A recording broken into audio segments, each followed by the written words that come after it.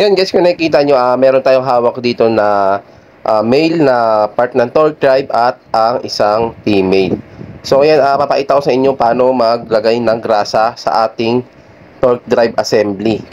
Yan, kasi dapat hindi nagagrasahan yung mga pisngi na yan, kasi pag nagrasahan yan, dudulas ang belt dyan, magkakaroon ng cause ng dragging. So yan, pasok na natin yung ating assembly. Yan, makikita nyo may tatlong butas yan dyan. Lalagyan natin ng grasa yan.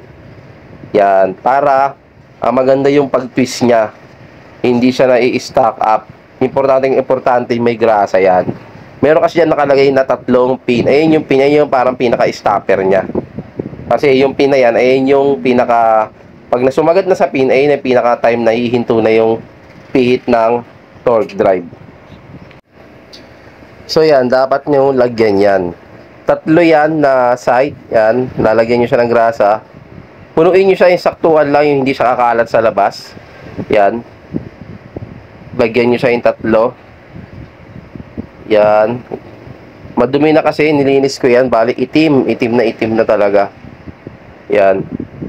Kailangan kasi ilagay yan para yung ikot ng ating torque drive ay maganda.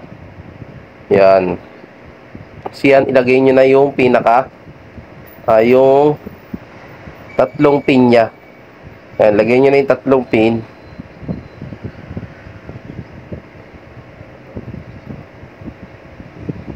Para yun na magsisilbing lock niya.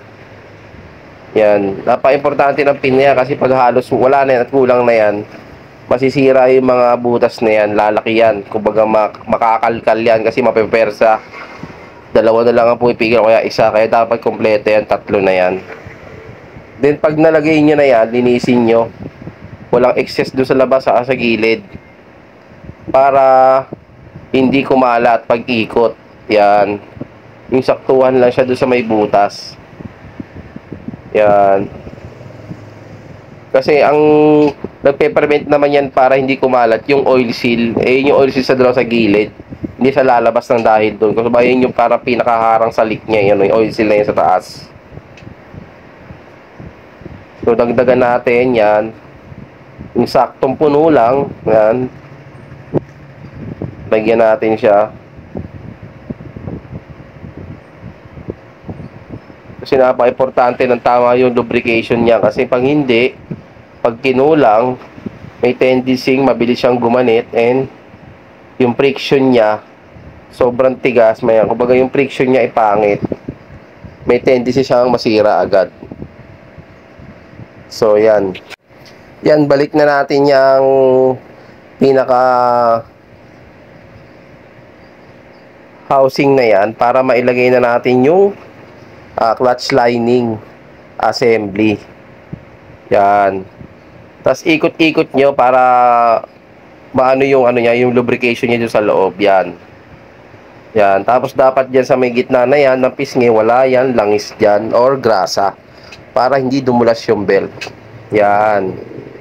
Then pagkatapos, punasan natin yung mga yan kasi para wala talaga siyang kagrasa-grasa at hindi dumulas yung ating belt.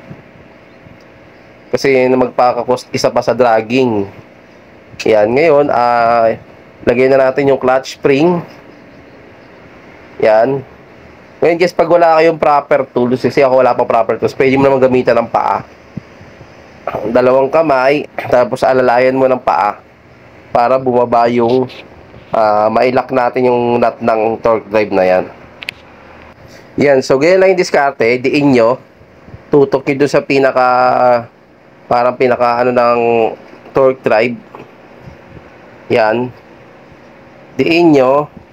Then pag bumao na siya, tapakan nyo yung kabila. Then yung isang kamay nyo, yan, tsaka nyo ilagay yung nut ng torque drive. Yung nut ng torque drive na yan, may tamang torque din value yan. May torque value din yan. So ngayon, gamitan muna natin siya ng impact and air impact wrench para mailak na maigi. So yan.